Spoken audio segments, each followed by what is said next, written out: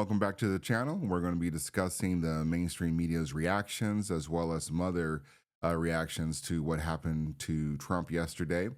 And we really want to focus on how the mainstream media, how we got here, though, because with the mainstream media, I think a lot of people have short memories, at least on the liberal side, and they let a lot of things just pass. They let a lot of things just go unchecked when it comes to the mainstream media, the leftoids, just calling for some type of political violence. And they are the ones that have been destroying America. We saw it with the BLM riots. We saw it with the Roe v. Wade riots. We saw it with the Palestine riots. We saw it with some LGBT sit-ins, what would be classified as some type of January 6th type of activity.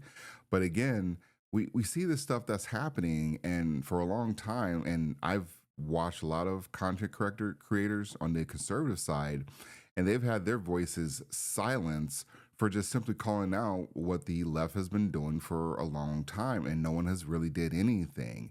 And this is probably going to be the one and only time that we can really shine a light on what the left has been doing for the longest time, for the last 8 years regarding Trump and their just, their toxic rhetoric. I just don't even know why there aren't uprisings all over the country, and maybe there will be. People need to start taking to the streets. This is a dictator. There needs to be unrest in the streets for as long as there's unrest in our lives. Enemies of the state. Show me where it says that protests are supposed to be polite and peaceful. Do something about your dad's immigration practices, you feckless. When they go low, we kick them. How do you resist the temptation to run up and wring her neck? The biggest terror threat in this country is white men, most of them radicalized to the right. I thought he should have punched him in the face. I said, even if you lost, he insulted your wife. Yes. He came down the escalator and called Mexicans rapists and murderers. He said, well, what do you think I should have done? I said, I think you should have punched him in the face and then gotten out of the race. You would have been a hero. I'd like to punch him in the face. I said if we were in high school, I'd take him behind the gym and beat the hell out of him. Punch some people in the face! When was the last time an actor assassinated a president? They're still going to have to go out and put a bullet in Donald Trump, and that's a fact. Look as his character is stabbed to death. Where is John Wilkes Booth when you need him? I have thought an awful lot about blowing up the White House. A Missouri state senator is under investigation by the Secret Service after saying she hopes President Trump is assassinated. I will go and take Trump out tonight. And if you see anybody from that cabinet in a restaurant, in a department store, at a gasoline station, you get out and you create a crowd. And you push back on them. And you tell them they're not welcome anymore, anywhere. And sadly, the domestic enemies to our voting system and our honoring our Constitution are right at 1600 Pennsylvania Avenue. They're not going to stop before Election Day in November, and they're not going to stop after Election Day. And that should be, everyone should take note of that on both levels, that this isn't, they're not going to let up, and they should not. If you think we're rallying now, you ain't seen nothing yet. So this is just the fear mongering that they've been doing for the last, like I said, last 8 years. And if you say something from a conservative position, if you say, hey, we can't let illegal immigrants into the country and we don't have the resources to take care of them, as well as no one's tracking any of these illegal immigrants coming into the country. And you'll be called a bigot, you'll be called a racist, you'll be called all the terrible things just because you want sensible border protections. And I think most people, like, I can't even believe that's even a conversation that you have out loud with people and they get upset about it. That just makes no sense. But, what we just watched in this video, there's no way you can get away with that. There's no way you can have a conversation with people discussing, like, hey, did Nancy Pelosi go far? Or did Maxine Waters go far? Did CNN, MSNBC, did they go far? Did Kamala Harris go too far? No. They'll say, no, they're just talking. It just gets brushed off. But again, with this shooter, I believe the shooter just got out of high school or maybe even 2 years ago.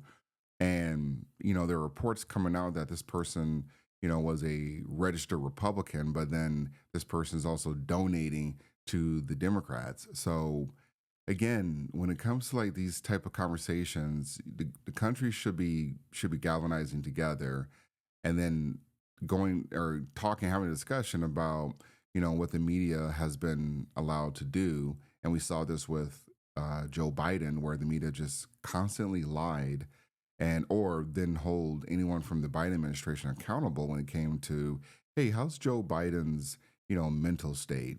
Is he all there? And everybody just gaslit us and said like, hey, he's fine. Don't have to worry about it. Blah blah blah. And it wasn't really apparent until we saw the debate and some other.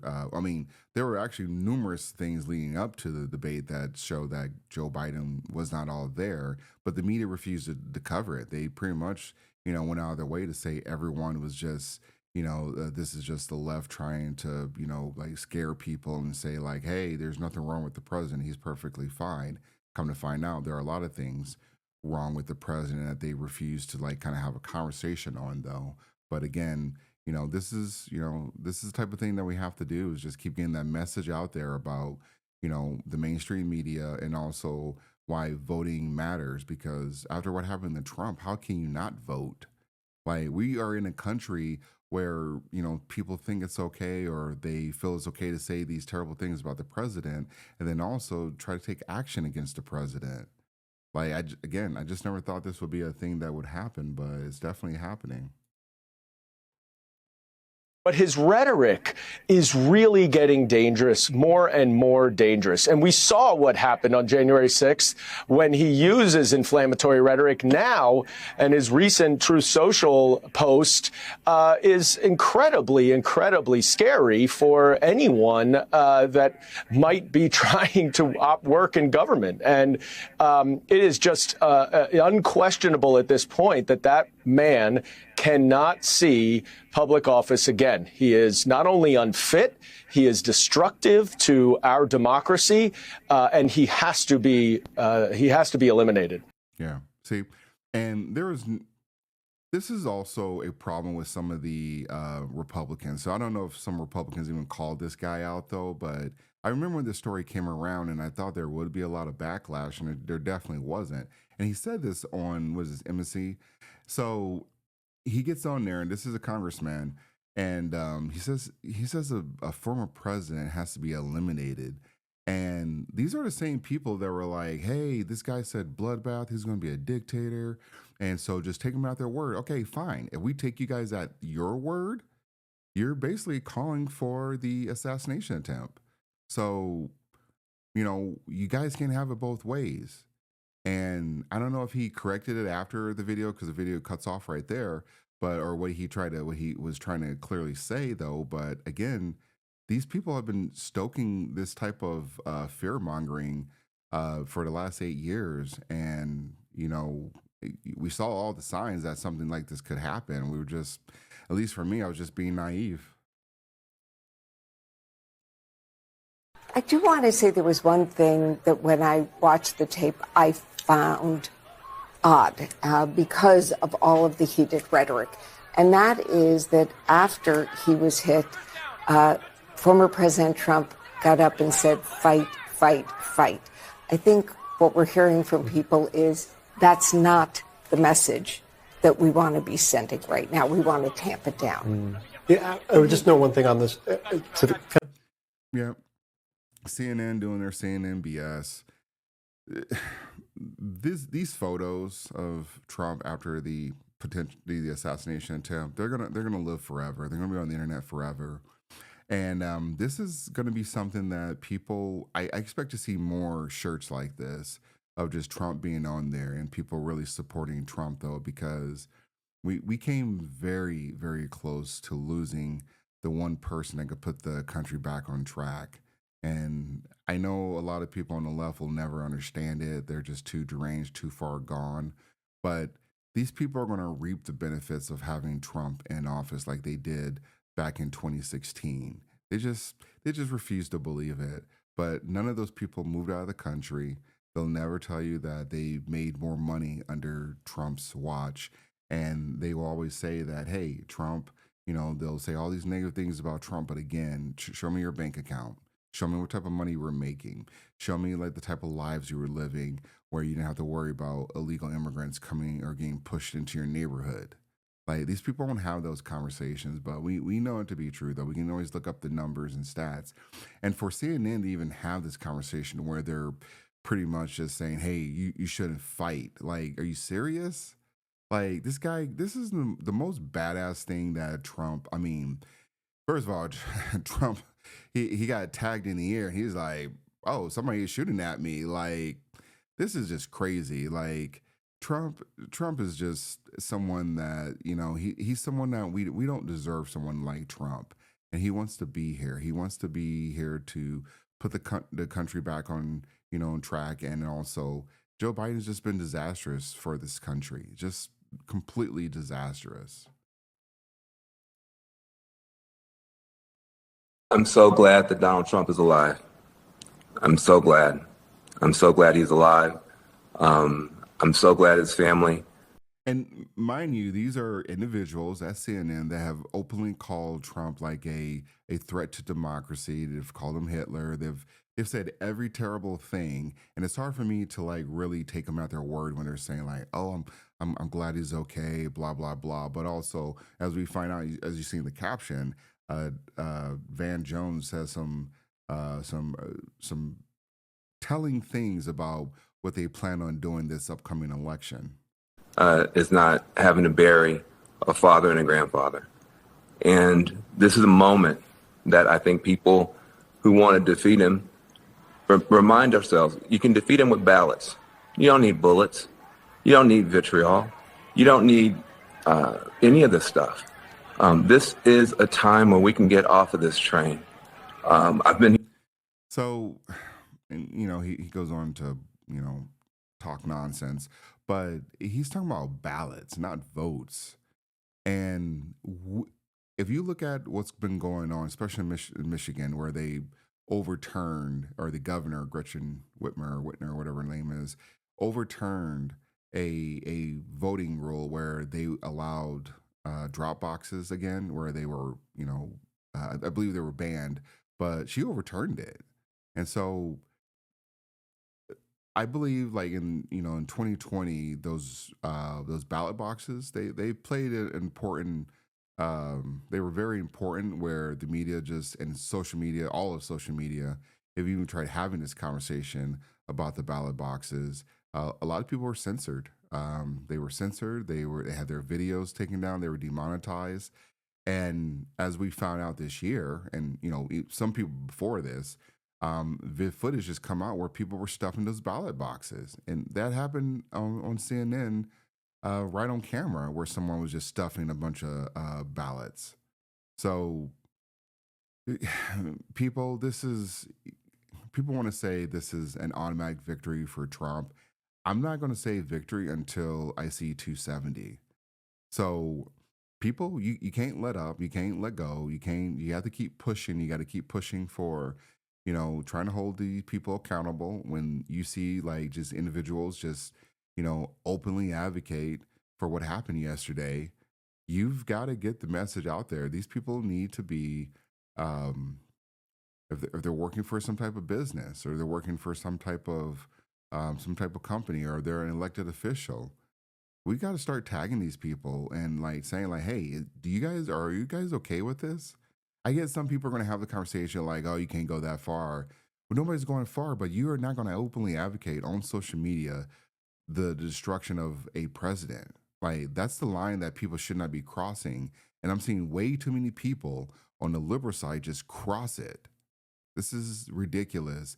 And people got to start start pushing back and having these conversations out loud and going on those social media. And also tagging these companies. These companies love to like virtue signal when it comes to like BLM and LGBT issues. And then when it comes to like, their employees advocating for, some type of assassination, they're just quiet. And they're trying to be quiet. Like it's just ridiculous. President Trump and his supporters have contributed to this violent rhetoric. Right. So this was a conversation that took place, back in May. And we see the conversation where it says the Department of Justice, Biden's Department of Justice, was allowed to use deadly force. And not that I believe the government would actually, prior to yesterday, not that I believe they would actually do it. It is a bit telling where they're using these templated messages to, go after Trump, and they're allowed to use this line, they're allowed to use deadly force. And I know the White House came out and said like this is just a template document, but this is for the president. Like raids do not normally happen on former presidents. That just isn't a thing. And that it happened during an election year, and we're having a conversation of deadly force being authorized, but we weren't going to use it. Makes no sense. And so I'm starting to get there's more to this story. And unfortunately, again, since we're on, YouTube, you can't really have these, these thorough, in-depth conversations. But again, we're having this situation where we have some signs that were already out there. And then we also had this conversation where we had, what was this, a representative was attempting to remove Secret Service detail from Donald Trump. I don't think they went as far as say Trump in general, but they wanted to make a rule that if you are convicted of a felony, you cannot receive Secret Service detail. And again, these conversations, I know this happened, I want to say this happened maybe a couple of months ago, the same time when we had the conversation about the Mar-a-Lago raid. So we have more examples of, people that are elected attempting to do or create a situation that's just, not a safe situation for Trump. And RFK right now doesn't even have Secret Service protection. He's asked for Secret Service protection. They said he hasn't met the threshold to receive Secret Service protection, though. But we know that'd be a lie because Biden wants to say, or his camp wants to say, they're not worried about RFK. Then why won't you give him Secret Service protection? I mean, especially after what's happened in his family line. Like, I don't know why you won't. Why? At the end of the day, it would just be a good gesture to give him, Secret Service protection. And if something does happen, at least you don't have that on your conscience. At least you don't have to say like, "Hey, we deny it. We weren't going to. We weren't going to give him Secret Service protection though, but because of his family's legacy and everything, and I won't say he's like that. He can't be considered a reasonable candidate. He could probably try to steal a couple, delegates, but I don't think it's gonna go that far as being a problem for either, Trump or Biden. But you should still give him Secret Service protection, though. It's a bit weird that, the White House is, or, the DOJ declined to give him Secret Service protection. And see, now we're at the point where we're talking about Joy Reid. And Joy Reid, I'm sure most of you have even seen Joy Reid's, latest meltdown rants on social media, but she has turned off, comments and, privated her page and everything because she knew what was coming. She is 100%, should be held accountable to some of the things that she's been allowed to say. And for her to at least, we're going to watch this video, but she, was, she still works at MSDNC. And it's not just Joy, but it's also Rachel Maddow and everyone else over there that has just been calling for some type of political violence towards Trump. And Joy Reid has been behind there. I mean, she, in this video we're going to be watching, she calls, Trump Hitler. And, it doesn't take much for a lot of these idiots to get out here and want to say like, hey, I'm doing something for, the sake of the country. Me know who I got to vote for to keep Hitler out the White House. That's it. I'm done. Oh, and by the way, if it's Biden in a coma, I'm going to vote for Biden in a coma. I don't even really particularly like the guy. A lot of his policy, don't like him. He's not Donald Trump, right? Yeah. Hitler, White House. We keeping him out. Keeping Project 2025 out. That's all I care about. Up and down the ballot from the rooted to... Yeah, it's funny. Even if she, let's say she doesn't want to vote for Biden, why didn't she say RFK? Why didn't she say another candidate, actually? And why didn't she just say Kamala? She could have easily said Kamala or RFK or anyone else, But she, she said if he's in a coma, which why would you want your president in a coma? Why would you want your president like just cognitively not aware? Why would this be the best situation for all Americans just as long as it's not Trump? And this whole Project 2025 is just a bunch of crap. Trump has already come out and said he does not endorse the project. He has his own plan in place. And people are like, well, there are people from his cabinet that worked with him. That doesn't matter. Trump is his own damn man. And you should want someone that is their own person. I mean, we can see with Biden, we know he's not running the damn country. So you have a problem with Trump being his own person, and then you don't have a problem with Biden just who has to be, handled just to get off the stage. So he ain't making any decisions, any real decisions for the country. But you got, Baldy Joy Reid over here talking about, hey, I want him in a coma. And again, it's still funny that she hasn't even come out and said she wanted Kamala Harris. She's not a politician. She's supposed to be a journalist. And for MSNBC, this is the type of rhetoric that has just led us to where we're at now. So there needs to be additional investigations. I know the Republicans said they're going to do stuff, and I just don't have a lot of confidence that they're going to follow through with it, because we've seen this before where they, they're strong on social media, but when it comes to actually doing something, they're not going to do anything. They can't even get Fannie Willis to show up for an inquisition on the Capitol Hill. They can't even get Nathan Wade to show up yet. So Nathan, which is Fannie Willis's boyfriend. But they can't get any of those individuals to show up on the Capitol. They're just strongly worded letters saying, hey, you must appear or you have to appear, which I thought was a subpoena. I thought you had to appear. I thought it was, especially from the government, you have to appear. But apparently those things do not have a lot of teeth in them. And then I talked about this yesterday, and so more information is coming out about the DEI hire for the Secret Service, and this is what her responsibility was when she got there. To expand hiring, they're aiming to have 30% women recruits by 2030, and even allowed YouTube influencer Michelle Carre to train with agents. But I'm very conscious as I sit in this chair now of making sure that we need to attract diverse candidates and ensure that we are developing and giving opportunities to everybody in our workforce, and particularly women. That workforce will be pivotal for the 2024 campaign season, which for the first time includes a former president who already has lifetime protection. Agents were there when Donald Trump was arraigned in New York. We were able to work out the details ahead of time of how that particular day was going to go, but we will always ensure the safety of all of our protectees that we have. The service has a zero-fail mission, a mission officers are training to uphold, pretending this field is the most famous address in America. Yeah, they definitely failed yesterday. Well, I shouldn't say they failed, because it could have been a whole nother situation we could have saw. But there were definitely some terrible, assignments for the Secret Service team.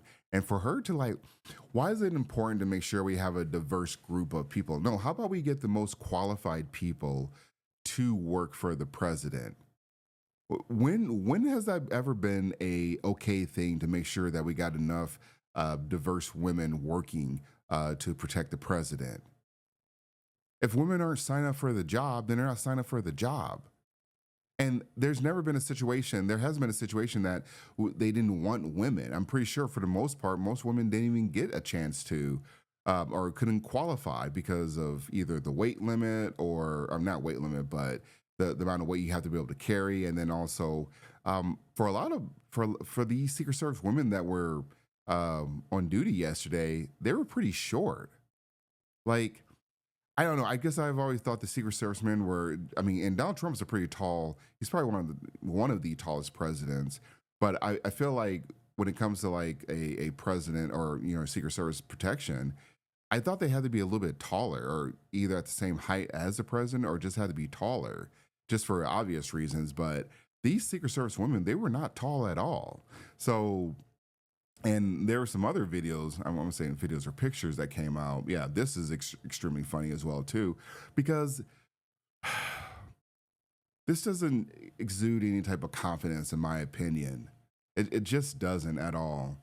And I want to say I had another video here. Yep, right here. It just looks disorganized. Look, again, they're just short people. This guy's kind of short too. I don't actually. He doesn't even look like he's that short. Look like he's just further down. But when they're compared to the vehicle, they just look extremely short and looks very, very disorganized. I don't know why DI is so important when it comes to protecting the president. That's just. And then this is. I thought this was odd too. When I saw this picture floating around, I thought this was a very odd thing. Like she was ducking her head. And these guys, again, these guys are tall and they're doing what I thought they would be doing. And this person, it might just be because where she's, standing. But again, I thought it was pretty odd the way that she was moving because her head was kind of pushed down. So maybe she was protecting his chest or something. I'm not 100% sure, but there needs to be some additional investigations regarding the Secret Service.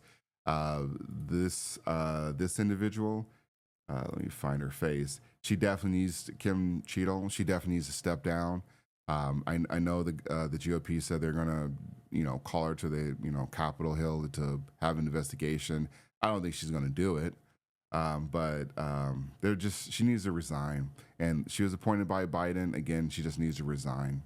It's just a terrible look overall. And, thankfully, thank God that we didn't lose a president. So still plan on covering this and some other things. Feel free to like and share and support the channel.